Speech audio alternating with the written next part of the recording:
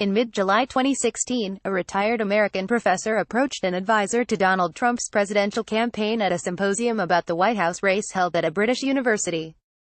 The professor took the opportunity to strike up a conversation with Carter Page, whom Trump had named a few months earlier as a foreign policy advisor. But the professor was more than an academic interested in American politics. He was a longtime U.S. intelligence source. And, at some point in 2016, he began working as a secret informant for the FBI as it investigated Russia's interference in the campaign, according to people familiar with his activities. The role played by the source is now at the center of a battle that has pitted President Trump against his own Justice Department and fueled the president's attacks on the special counsel's investigation.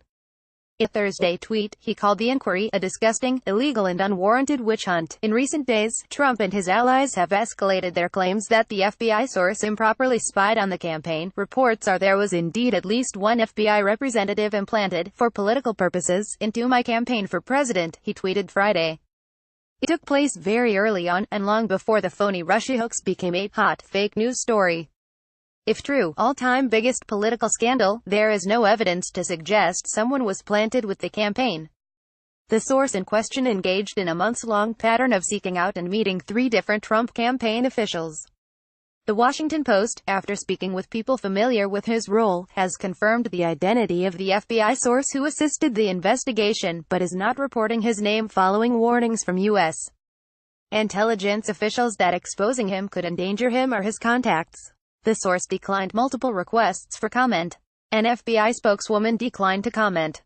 Page was one of 3 Trump advisors who the FBI informant contacted in the summer and fall of 2016 for brief talks and meetings that largely centered on foreign policy. According to people familiar with the encounters, there has been some speculation that he might have tried to reel me in. Page, who had numerous encounters with the informant, told the Post in an interview.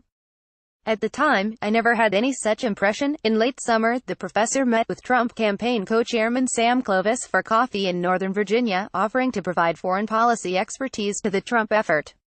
In September, he reached out to George Papadopoulos, an unpaid foreign policy advisor for the campaign, inviting him to London to work on a research paper. Many questions about the informant's role in the Russia investigation remain unanswered. It is unclear how he first became involved in the case, the extent of the information he provided and the actions he took to obtain intelligence for the FBI. It is also unknown whether his July 2016 interaction with Page was brokered by the FBI or another intelligence agency. The FBI commonly uses sources and informants to gather evidence, and its regulations allow for use of informants even before a formal investigation has been opened. In many law enforcement investigations, the use of sources and informants precedes more invasive techniques such as electronic surveillance. This month, House Intelligence Committee Chairman Devin Nunes issued a subpoena to the Justice Department for all documents related to the FBI informant. Justice Department officials have declined to provide the information, warning that exposing him could have severe consequences.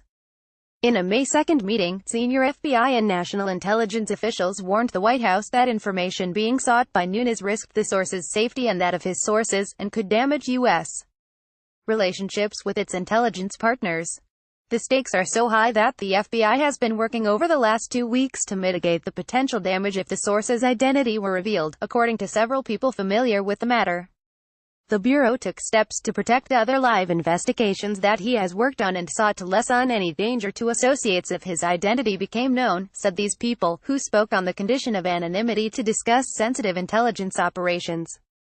For years, the professor has provided information to the FBI and the CIA, according to people familiar with the matter. He aided the Russia investigation before and after Special Counsel Robert S. Mueller's appointment in May 2017, according to people with knowledge of his activities. Exactly when the professor began working on the case is unknown. The FBI formally opened its counterintelligence investigation into Russia's efforts to influence the 2016 campaign on July 31, 2016, spurred by a report from Australian officials that Papadopoulos boasted to an Australian diplomat of knowing that Russia had damaging material about Democratic nominee Hillary Clinton. The professor's interactions with Trump advisors began a few weeks before the opening of the investigation, when Page met the professor at the British Symposium. Page recalled his conversation with the professor as pleasant, if not particularly memorable. "It was the first interaction they ever had," he said. The conference was held days after Page had traveled to Russia, where he had delivered a speech at Moscow's new economic school that publicly criticized U.S. foreign policy. Page had been on the FBI's radar since at least 2013, when the FBI caught two accused Russian spies on a wiretap discussing their attempts to recruit him. Later in 2016, Page became a surveillance target of the FBI, which suspected him of acting on behalf of the Russian government, an assertion he denies. Page has accused the government of abusing its authority by unfairly targeting him. Page and the FBI informant stayed in touch after the conference, meeting several times in the Washington area, Page said. Page said he did not recall exactly what the two men discussed. "You are asking me about conversations I had almost 2 years ago," he said.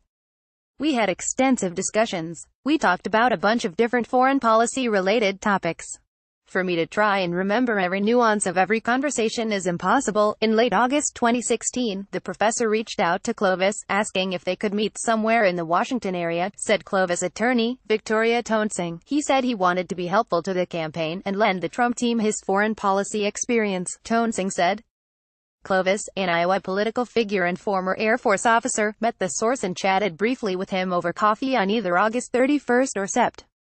1 at a hotel cafe in Crystal City, she said. Most of the discussion involved him asking Clovis his views on China. "It was two academics discussing China," Toensing said. Russia never came up. The professor asked Clovis if they could meet again, but Clovis was too busy with the campaign. After the election, the professor sent him a note of congratulations, Toensing said. Clovis did not view the interactions as suspicious at the time, Toensing said, but now is unsettled that the professor never mentioned his contacts with other Trump aides. Days later, on September 2, 2016, the professor reached out to a third Trump aide, emailing Papadopoulos. People familiar with his outreach to Papadopoulos said it was done as part of the FBI's investigation. The young foreign policy advisor had been on the radar of the FBI since the summer, and inside the campaign had been pushing Trump and his aides to meet with Russian officials. "Please pardon my sudden intrusion just before the Labor Day weekend," the professor wrote to Papadopoulos in a message described to the Post. He said he was leading a project examining relations between Turkey and the European Union. He offered to pay Papadopoulos $3,000 to write a paper about the oil fields off the coast of Turkey, Israel and Cyprus, a topic on which you are a recognized expert. "It is a long-standing practice of intelligence operatives to try to develop a source by first offering the target money for innocuous research or writing." The professor invited Papadopoulos to come to London that month to discuss the paper, offering to pay the costs of his travel. "I understand that this is rather sudden, but thought given your expertise, it might be of interest to you," he wrote. Papadopoulos accepted. While in London, he met for drinks with a woman who identified herself as the professor's assistant, before meeting Sept. 15 with the professor at the Travelers Club, a 200-year-old private club that is a favorite of foreign diplomats stationed in London, according to the emails described to the Post. After Papadopoulos returned to the United States and sent his research document, the professor responded, "Enjoyed your paper. Just what we wanted, $3,000 wired to your account. PLS confirm receipt." Caption: Prince Harry and Meghan Markle Wednesday, Saturday, May 19, 2018, in Windsor, England.